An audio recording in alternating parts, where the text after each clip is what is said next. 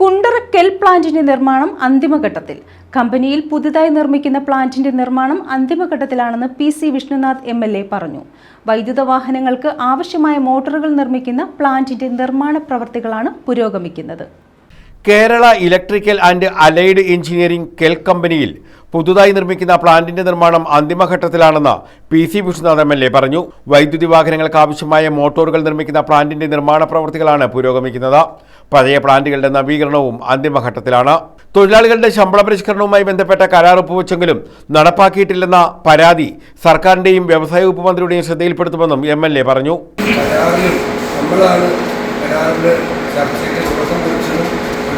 അനുകൂലമായ നിർദ്ദേശങ്ങൾ വെച്ച് പൂർണ്ണമായവർ അംഗീകരിച്ചില്ല എങ്കിലും മോശമല്ലാത്ത രൂപത്തിലുള്ള എത്താൻ കഴിഞ്ഞതിന് കാരണക്കാരായത് നമ്മളാണ്. ആ കാര്യങ്ങൾ അതിനടിസ്ഥാനത്തിലുള്ള നടപടിയിലേക്ക് വരുന്നില്ല. അടിയന്തരമായ വേണ്ട കാര്യങ്ങൾ ചെയ്യാം. പ്രൊമോഷൻ പോളിസിയുടെ കാര്യം പറഞ്ഞു. തൊഴിലാളികളെ പുതുതായി നിയമിക്കാത്തതിൻ്റെ പ്രശ്നം പ്ലാന്റിൻ്റെ എക്സ്പാൻഷനൊക്കെ വരുന്ന സമയത്ത് അതിൻ്റെ നടപടി സ്വീകരിക്കാം.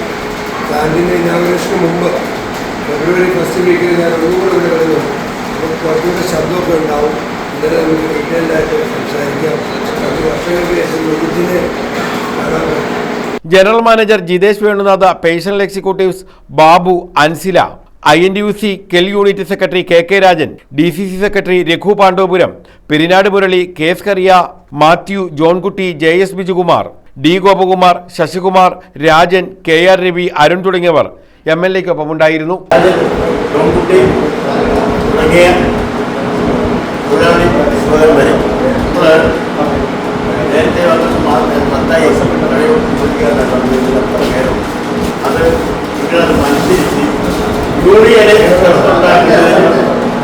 യൂണിയന് സ്ട്രെങ്ത് ഉണ്ടാക്കുന്നതിന് വേണ്ടി എല്ലാവരും ആത്മാർത്ഥമായി എന്നാലാവുന്ന സഹായങ്ങൾ ഞാൻ വരികയും നമ്മുടെ യൂണിയന്റെ സ്ട്രെങ്ത് വർദ്ധിപ്പിക്കുന്നതിനുള്ള കാര്യങ്ങൾ ചെയ്യണം.